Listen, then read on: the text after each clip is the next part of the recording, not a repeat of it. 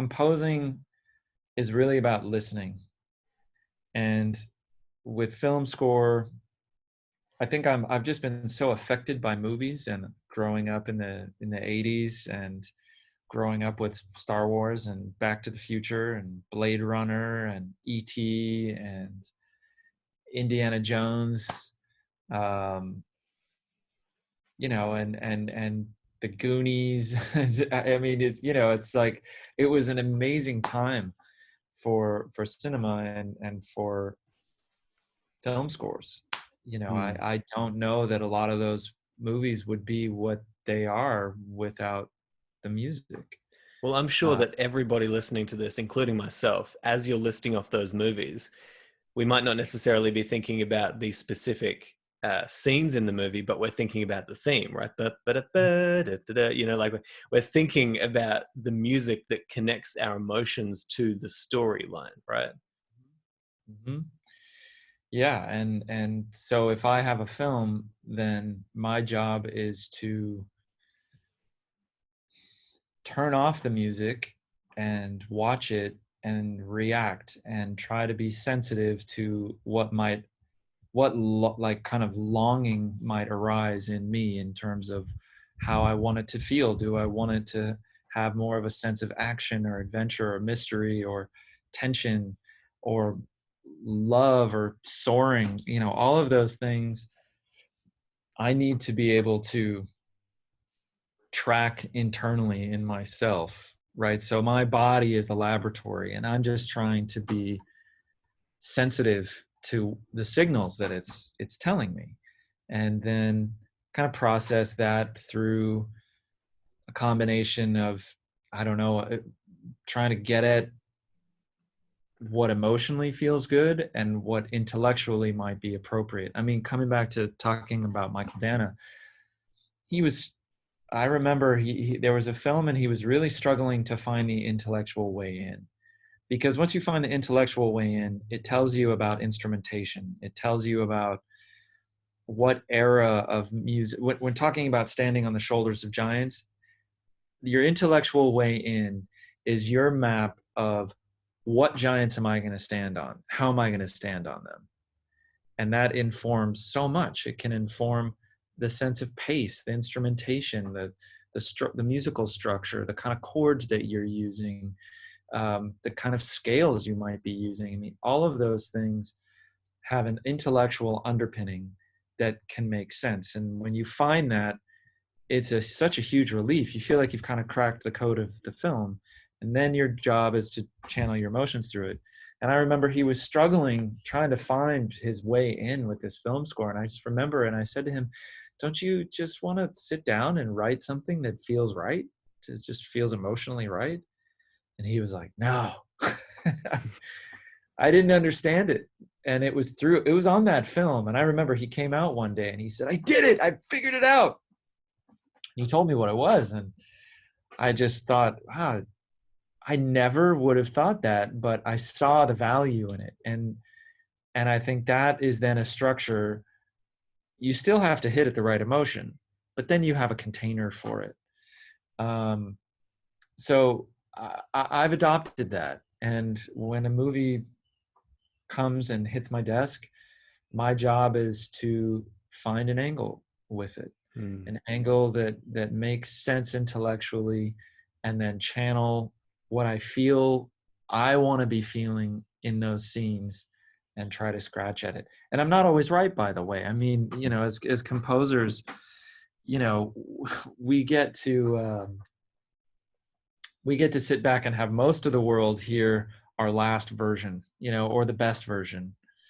The world doesn't hear all of the other versions that end up on the cutting room floor. And it's sometimes a lot of trial and error.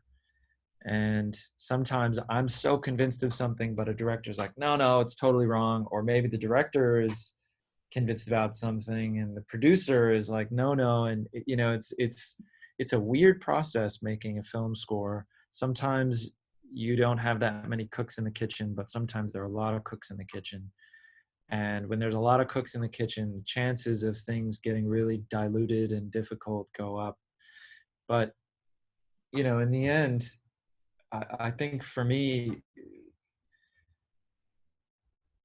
using the right techniques, the right instrumentation, and arriving at the right emotion is it's worked for me in so many experiences that I've had. And I want to say that it's arriving at that point with the most simple, the kind of taking the simplest route musically.